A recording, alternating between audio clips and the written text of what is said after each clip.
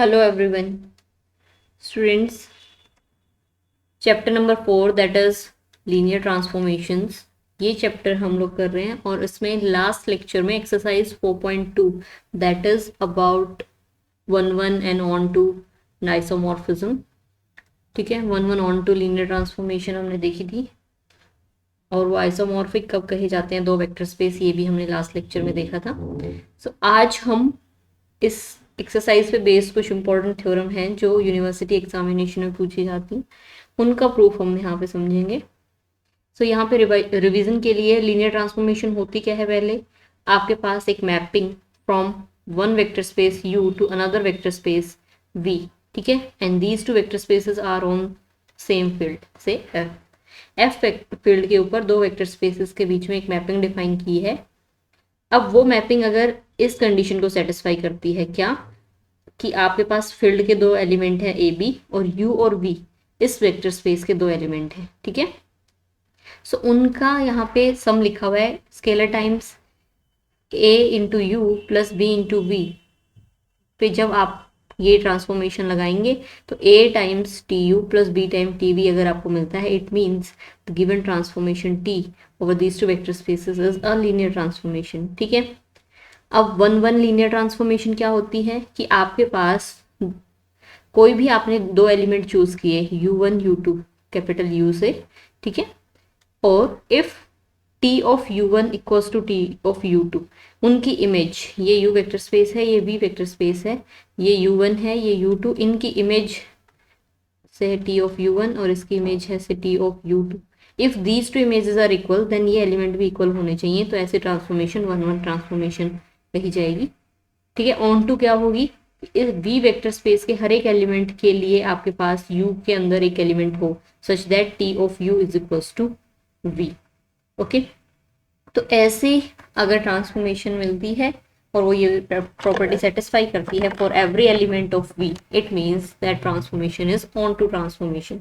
अब आइसोमॉर्फिज्म क्या होता है, ठीक है, आइसोमॉर्फिज्म किसी को कब बोला जाएगा, किसी ट्रांसफॉर्मेशन को, सबसे पहले तो वो एक लीनियर ट्रांसफॉर्मेशन हो, ओके, फिर वो 1 एंड ऑन टू दोनों कंडीशन भी सेटिस्फाई करती हो, तो वो ट्रांसफॉर्मेशन आइसोमॉर्फिज्म होगी। और वो u और v जिन दो वेक्टर स्पेसेस के बीच में वो ट्रांसफॉर्मेशन डिफाइन की हुई थी, those two vector spaces are called as isomorphic to each other. अभी एक थ्योरम है जो हमें यूज करनी है, इसलिए मैंने सिर्फ यहाँ मेंशन किया, इसको हम प्रूव नहीं करेंगे यहाँ पे, और दो इंपॉर्टेंट थ्योरम्स हैं इसके बाद वो हम प्रूव करेंगे। u और v दो वेक्टर स्पेसेस हैं जिसमें से u एक फाइनाइट डायमेंशन वेक्टर स्पेस है। अब u finite dimension vector space है तो इसके पास एक बेसिस होगी, ऑब्वियसली फाइनाइट, ठीक है। अब इसकी बेसिस की हेल्प से हम पूरे वेक्टर स्पेस v को भी यहाँ पे डिफाइन कर सकते हैं, कैसे, t of ui is equals to vi, where vi क्या है, कोई भी n वेक्टर्स हैं v वेक्टर स्पेस के, ठीक है। तो बेसिस वेक्टर अगर आपके पास किसी एक वेक्टर स्पेस के हैं तो वो दूसरे वेक्टर स्पेस को भी वहाँ डिफाइन करने में हेल्प करेंगे। अब हमारे पास नेक्स्ट जो एक इम्पोर्टेंट थ्योरम है उसका हम प्रूफ देखेंगे। Two finite dimensional vector spaces over the same field are isomorphic। दो finite dimensional vector spaces से एक u है और दूसरा v, then u is isomorphic to v if and only if condition क्या है, dimension of u is equals to dimension of v। ये condition अगर वो सेटिस्फाई करते हैं, थ्योरम ये है हमारे पास, ठीक है। तो इसे प्रूव करने के लिए पहले हम कंसिडर कर लेते हैं कि u is isomorphic to v, given लेके चल लेते हैं हम यहाँ पे that u is isomorphic to v। इसका मतलब है जरूर एक लीनियर ट्रांसफॉर्मेशन है, t from u to v is a linear transformation which is 1 and on to, ठीक है, 1 and on to एक लीनियर ट्रांसफॉर्मेशन जरूर इनके बीच में एग्जिस्ट करती है, okay। Then what we have to prove, we have to prove that dimension of u is equals to dimension of v, clear। दो vector spaces की डायमेंशन इक्वल दिखानी है। अब मान लेते हैं कि dimension of u, let dimension of u कितनी है n, ओके। तो अब क्या दिखाना क्या होगा इसमें हमें, कि डायमेंशन ऑफ वी, अभी हमारा क्लेम क्या रह गया इसमें, ये दिखाना कि डायमेंशन ऑफ वी भी कितनी आएगी, एन। अब डायमेंशन, यू की डायमेंशन एन है, इसका मतलब इसके पास एक बेसिस सेट होगा जिसमें एन नंबर ऑफ एलिमेंट्स होंगे। उस सेट को नाम दे दिया ए, और उसमें एन एलिमेंट्स हैं, u1 u2 un b, यानी बेसिस ऑफ कैपिटल यू। ठीक है, अब हमने एक सेट कंसिडर करना है, let v is equals to, और वो किससे बना है, देखिए लास्ट अभी जो थ्योरम मैंने बताई थी, इसके जो बेसिस एलिमेंट्स हैं u1 u2, उनकी इमेज से जो सेट बना हुआ है t of u1 t of u2, ठीक है, t ऑफ un, ये एक कोई सेट b कंसिडर कर लिया। अब हमारा क्लेम क्या रहेगा, डायमेंशन ऑफ v n दिखाना था ना, तो हम दिखा देंगे कि एक्चुअल में ये this b set is basis for v vector space. v vector space के लिए अगर ये n वेक्टर्स वाला सेट बेसिस बना देगा तो इसका मतलब क्या हो जाएगा, उसकी डायमेंशन n हो जाएगी। तो अभी हमारा क्लेम क्या है, ये क्लेम करना था, अभी वो क्लेम रिड्यूस होकर किस में आ चुका है, that p is basis of v, v vector space की बेसिस v हो जाएगा, v हो जाएगा। ठीक है, तो उसके लिए क्या करना पड़ेगा, किसी सेट को बेसिस दिखाने के लिए ऑब्वियसली उसे पहली बात लीनियरली इंडिपेंडेंट दिखाना है इस सेट को। सेकेंड थिंग जो हमें शो करनी है वो है कि this p spans whole of the v, ये शो करना है। ठीक है, क्लेम जो है ये रहेगा अभी हमारा। सो इसे प्रूव करते हैं। अब हम सबसे पहले लीनियरली इंडिपेंडेंट होने के लिए आप स्केलर्स चूज करेंगे फील्ड से। सो a1 t of u1, a2 t of u2, likewise an t of un is equals to 0 where these ai's field से हैं हमारे पास। नाउ अभी देखिए ये एक ट्रांसफॉर्मेशन है, क्यों है, बिकॉज u आइसोमॉर्फिक है v के, ये कंसिडर करके चल रहे हैं, तो एक ट्रांसफॉर्मेशन, लीनियर ट्रांसफॉर्मेशन u से भी में एग्जिस्ट करती है। ट्रांसफॉर्मेशन अगर है तो देखिए ट्रांसफॉर्मेशन की डेफिनेशन क्या थी, कि आपके पास ऐसे scalar times u vector space का एलिमेंट अगर है तो a टाइम्स टी यू लिखा जा सकता है, अगर प्लस तो वो b times T of v ऐसे लिखा जा सकता है। तो लाइकवाइज ये प्रॉपर्टी हम यहाँ पे उसका उल्टा करेंगे तो ये स्केलर अंदर मल्टीप्लाई भी हो सकता है, तो a1 u1, ठीक है, ये बनेगा t of a2 u2, likewise t of an un is equals to 0। अब ये सम भी यहाँ पे होगा बिकॉज वो अगेन लीनियर ट्रांसफॉर्मेशन है, t of a1 u1 a2 u2 plus an un is equals to 0। अब देखिए यहाँ पे ये एक ट्रांसफॉर्मेशन है, ये किसी u के एलिमेंट के ऊपर लगी हुई है, ai इस फील्ड से है, u एक वेक्टर स्पेस है, उसमें स्केलर से अगर मल्टीप्लाई करोगे, a1 स्केलर से मल्टीप्लाई किया u1 के किसी एलिमेंट के साथ, तो ऑब्वियसली वो u में बिलोंग करेगा, u एक वेक्टर स्पेस है क्योंकि, ओके। तो इसी तरह से ये सारे एलिमेंट्स u के हैं, इनका जब सम करोगे तो ऑब्वियसली वो एलिमेंट भी किसके अंदर रहेगा, a2 u2 प्लस a3, ये सारे एलिमेंट्स an un, ये सम करने के बाद ये बिलोंग करता है u के अंदर। तो u के किसी एलिमेंट के ऊपर ट्रांसफॉर्मेशन लगी हुई है और वो इक्वल टू 0 आ रही है, ठीक है। एंड t इज कैसी है, आइसोमॉर्फिज्म है, तो 1 1 भी है और ऑन टू भी है। अब 1 1 है अगर कोई ट्रांसफॉर्मेशन, तो वो अगर 0 के ऊपर मैप हो रही है, इसका मतलब क्या है कि ये एलिमेंट भी क्या होना चाहिए कि 1 1 ट्रांसफॉर्मेशन के अंदर 0 एलिमेंट 0 के ऊपर मैप होता है, this a1 u1 plus a2 u2 plus an un is equals to 0, ठीक है। अब u1 u2 un these as u1 u2, ये जो सेट था un इज, ये क्या था, बेसिस है, बेसिस ऑफ u, तो इसका मतलब ये जरूर ही वेक्टर्स लीनियर इंडिपेंडेंट रहे होंगे, लीनियर इंडिपेंडेंट है तो a1 a2 an ये सब क्या हो जाएंगे, 0 हो गए। ये सब 0 होने से हमारे पास ये जो इक्वेशन लिखी थी हमने यहाँ पे, this equation will gives that this set b t of u1 t of u2 t of un is linearly independent. ये सेट लीनियरली इंडिपेंडेंट हो गया, ठीक है, एक पार्ट तो प्रूव हो गया। सेकंड है कि v पूरा वेक्टर स्पेस जनरेट होता है बी की हेल्प से। तो वी का कोई भी एक आर्बिट्रेरी एलिमेंट लोगे वो लीनियर कॉम्बिनेशन में लिखा जाना चाहिए अब। ठीक है, तो उसके लिए सेकेंड पार्ट प्रूव करने जाते हैं अब हम। Let v belongs to v, capital v, be any arbitrary element of we.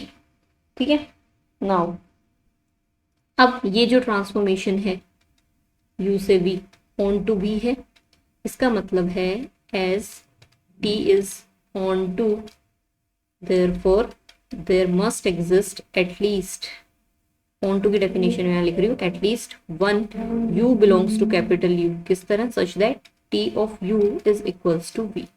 एक जरूर एलिमेंट u के पास होगा। अब u के पास अगर कोई एलिमेंट है तो वो अपने बेसिस, बिकॉज u की बेसिस हमें मालूम है, तो ये u वेक्टर कैपिटल U की बेसिस के लीनियर कॉम्बिनेशन में लिखा जा सकता है, और वो है u1 u2। तो कोई आपने स्केलर ले लिए से b1 b2 bn un, u vector अपने बेसिस एलिमेंट के बेसिस जो है उसके एलिमेंट के लीनियर कॉम्बिनेशन में लिखा जा सकता है। Now t of u is equals to v, तो u की वैल्यू लगा दीजिए, that is b1 u1 b2 u2 plus bn un is equals to v।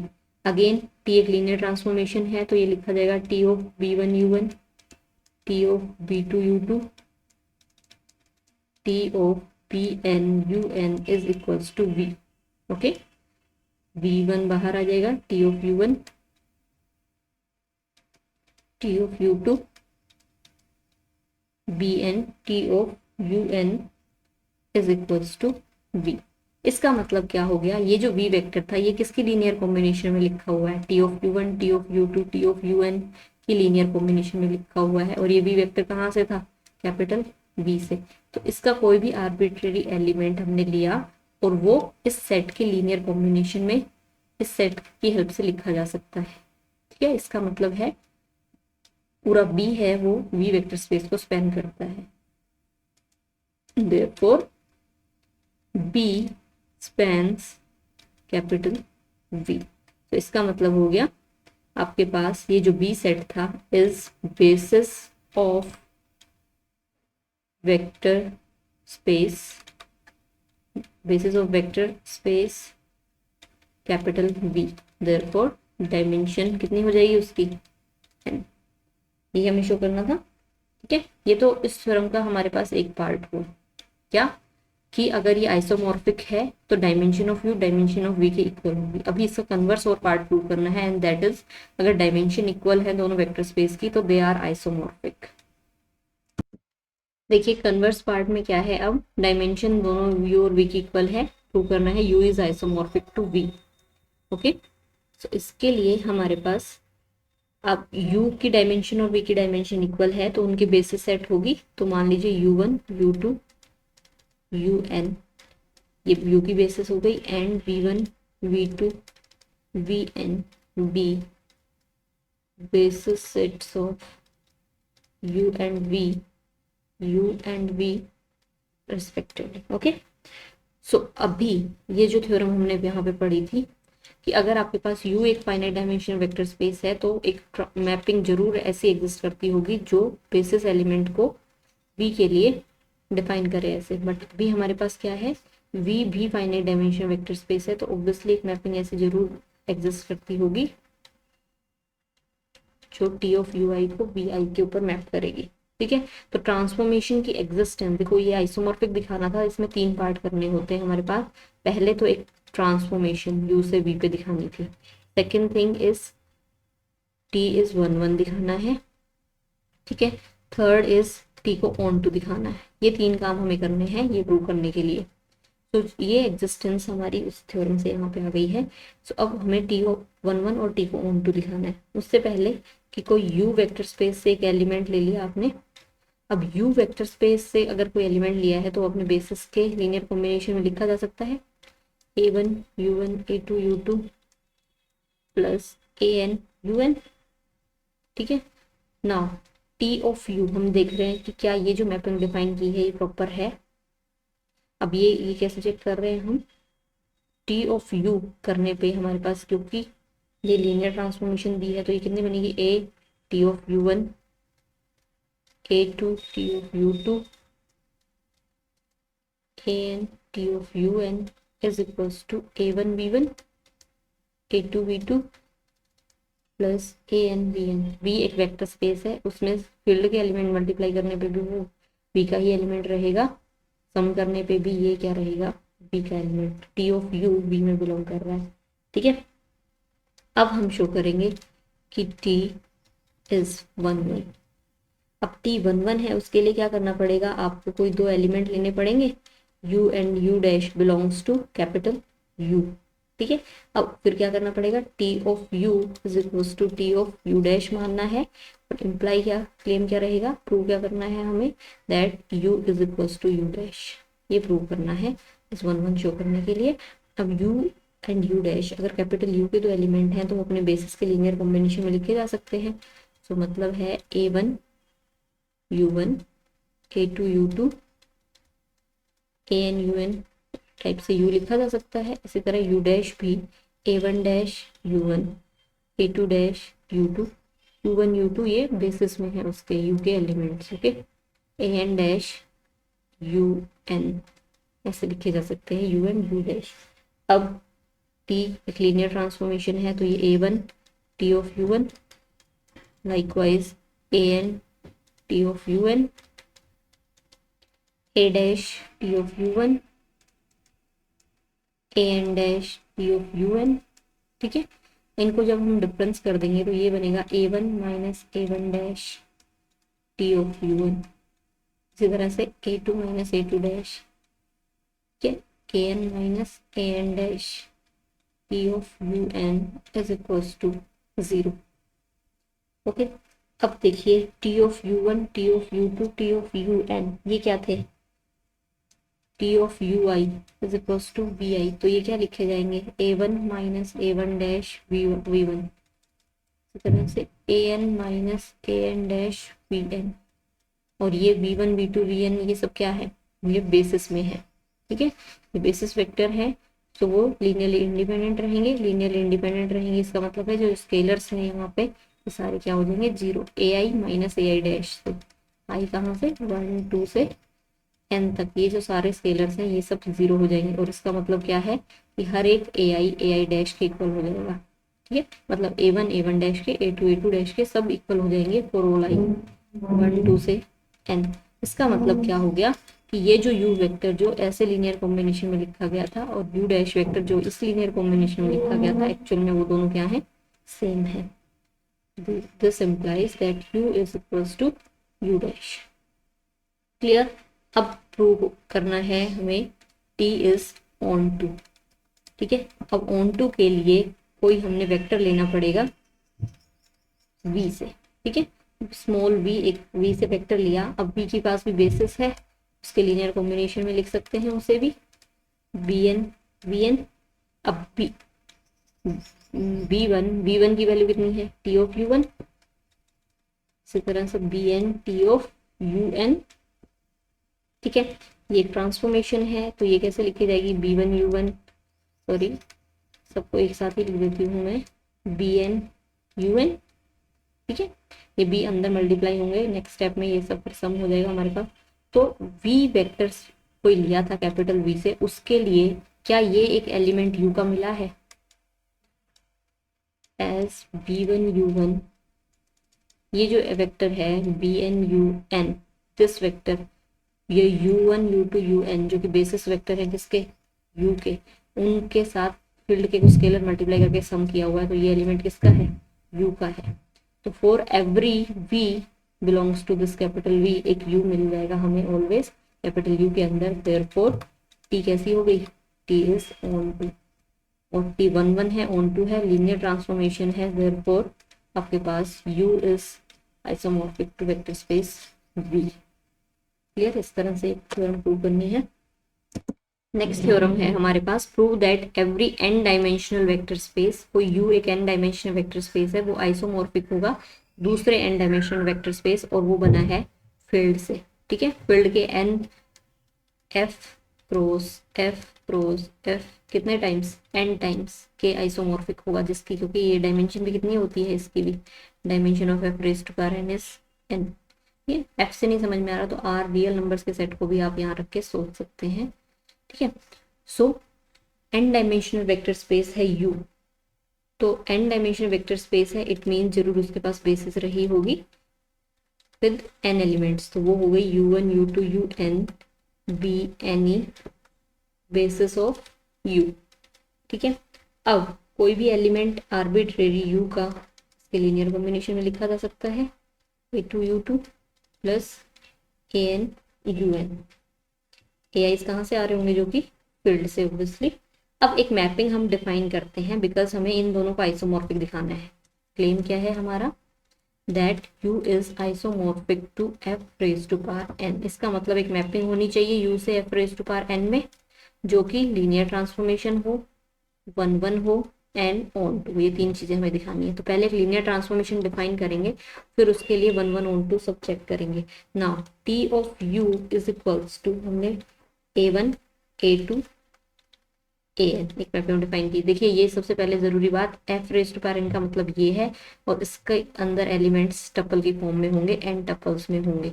तो अब ये एक मैपिंग डिफाइन करी from u to f raise to power n, ठीक है। u वेक्टर अपने बेसिस के लीनियर कॉम्बिनेशन में लिखा जा सकता है, तो उनके जो n स्केलर्स बने उन n स्केलर्स को टपल में रख दिया तो n टपल बन गया। इस तरह से डिफाइन करी हुई है ये मैपिंग आपके पास, ठीक है। अब इस मैपिंग के अंदर हमें एक और, हम यहाँ एलिमेंट लेते हैं पहले तो इसको, क्योंकि हमें प्रूव करना है कि ये दिस मैपिंग जो ये हमने यहाँ डिफाइन करी है, this mapping is a linear transformation, पहला स्टेप। उसके लिए लेट कोई भी एलिमेंट भी ले लीजिए, उसे भी क्या कर सकते हैं हम, b1 u1 b2 u2 bn un, जहाँ पे bi अगेन फील्ड से है और v वेक्टर कहाँ से लिया था, कैपिटल U से, ठीक है। यहीं से एक u वेक्टर ले लिया, एक v वेक्टर ले लिया, दोनों वेक्टर ले लिया। अब हमने अब प्रूव क्या करना है, a times of u plus b times of v, to prove क्या, a times of t of u, linear transformation prove कर रहे हैं, b times of t of v, ये प्रूव करना है। यहाँ से शुरू करते हैं। इसके लिए a u plus b times of v, a u की वैल्यू कितनी है, a1 u1 an un तक sum, plus b times b1 v u1 plus bn un, ठीक है। ये हो गया हमारे पास। अब t of a u plus b v की वैल्यू कितनी आ जाएगी हमारे पास, देखिए t ऑफ दिस इज, ये कितना बना, ऑपरेट करने से पहले से और सिंप्लीफाई कर लेते हैं, a1 u1, इसी तरह से b1 आएगा u1 का कोफिशिएंट, तो वो अगर मैं दोनों यहाँ कंबाइन करके लिख दूँ u1 के कोफिशिएंट, तो a1 प्लस b1 कोफिशिएंट बनेगा u1 का, इसी तरह plus a2 plus b2 u2 का कोफिशिएंट बनेगा, एंड un का coefficient an plus bn un। क्योंकि हमारी ये मैपिंग डिफाइन किस तरह से है, u के जो आपके कोफिशिएंट्स स्केलर्स जो फील्ड से लिए हैं उनको टपल्स की फॉर्म में लिखना है, तो ये mapping a1 plus b1 first element, a2 plus b2 second element, इसी तरह से nth जो टपल होगा an प्लस bn पे मैप करती है ये, ठीक है। नाउ क्या इसे ऐसे लिख सकते हैं, a1 comma a2 comma an plus b1 b2 bn, ऐसे हम यहाँ पे लिख सकते हैं। a को अगर हम कॉमन ले ले तो this is a1 comma a2 comma an plus b को कॉमन लेने के बाद b1 coma b2 coma bn, तो ये बना a times t of u, देखा था अभी हमने t ऑफ u कितना था, t ऑफ u, इसी तरह t ऑफ v लिखेंगे तो वो कितना आएगा, b times t of v, b1 b2 bn। तो ये क्या आ गया, this implies t is a linear transformation, t linear transformation हो गई। अब प्रूव करना है t इज 1 1, t को 1 1 प्रूव करने के लिए, t को 1 1 प्रूव करने के लिए टी है यहाँ से u से f raise to power n, दो एलिमेंट लेने हैं, उनकी इमेज को सेम कंसिडर करना है। लेट u v जो हमने ऊपर लिए थे, ये कैपिटल U से हमने ले लिए, such that t of u is equals to t of u is equals to t of v। t operate करने से पहले u की वैल्यू लिख लेते हैं, that is a1 u1 a2 u2 plus an un। ये मैंने ऑपरेट नहीं किया है, उससे पहले u की वैल्यू लगाई है। इसी तरह v की value is b1 v1 plus b2 v2 bn vn। Okay, अब ये ऑपरेट करने के बाद कैसे होते हैं, कोफिशिएंट्स जो स्केलर्स होते हैं वो हमें मिल जाते हैं an, और ये होगा b1 b2 bn। ये ऐसा नहीं सोचने कि यहाँ b2 लिखा नहीं है, वो सारे एलिमेंट्स लिखे हुए हैं 1 से लेके n तक, डैश डैश का मतलब यही है। अब ये दो अगर यहाँ पे n टपल के एलिमेंट इक्वल है, इसका मतलब क्या हो जाएगा, इसका मतलब हो गया a1 b1 के इक्वल, a2 b2 के इक्वल, तो an bn के इक्वल। इसी चीज को कंबाइन करके लिख सकते हैं ai bi के इक्वल फॉर ऑल i, कहाँ से 1 2 से लेके n तक सारे ये एलिमेंट इक्वल हो गए। तो u जो वेक्टर था उसके सारे कोफिशिएंट्स देखो, u और v वेक्टर में यहाँ पे सॉरी ये u1 u2 un ही है, इनके कोफिशिएंट ही डिफरेंट थे और वो कोफिशिएंट्स भी अब हमने देखा इक्वल हो गए। तो ये पूरा वेक्टर जो ये लीनियर कॉम्बिनेशन लिखा हुआ है, ये u वेक्टर और ये v वेक्टर दोनों इक्वल हो जाएंगे। This implies u is equals to v, t of u equal to t of u v मान के चले थे, वो इम्प्लाई कर दिया u is equals to v। ठीक है, अब नेक्स्ट जो प्रूव करना है that is t is onto, t को ऑन टू प्रूव करना है हमने। उसके लिए क्या करना पड़ेगा, t मैपिंग है u से f raise to power n, इसका कोई भी आर्बिट्रेरी एलिमेंट के लिए यहाँ पे u होना चाहिए। तो उसके लिए हम ले लेते हैं से a1 a2 an, इस टाइप के एलिमेंट है f raise to power n में। देन हम जानते हैं इन ये जो आपने स्केलर्स लिखे हुए हैं फील्ड के, ठीक है, इनको अगर u1 u2 u के साथ अगर मल्टीप्लाई कर दें, a1 u1 a2 u2 an un, अगर हम ये एलिमेंट लें तो ये किस में बनेगा, ऑब्वियसली u के अंदर, बिकॉज u1 u2 un ये बेसिस है, ये स्केलर है और उनको मल्टीप्लाई करने में u एक वेक्टर स्पेस है। तो it means t of a1 u1 a2 u2 plus an un जो है वो किस पे मैप हो जाएगा, a1 a2 से an पे मैप हो जाएगा। तो ऐसा एलिमेंट जो फील्ड के पास होगा उसके लिए इस टाइप के एलिमेंट u में जरूर हमें मिल जाएगा always. Therefore t is onto, linear transformation 1 1 और ऑन टू t हो गया। हेंस हम बोल सकते हैं कि जो u मैपिंग डिफाइन की थी u और f raise to power n के बीच में, वो इम्प्लाई क्या करेगी, u is isomorphic to f raise to power n। Clear, तो इस तरह से ये हमें थ्योरम्स यहाँ पे समझनी है और कंप्लीट करनी है एक्सरसाइज 4.2। Thank you.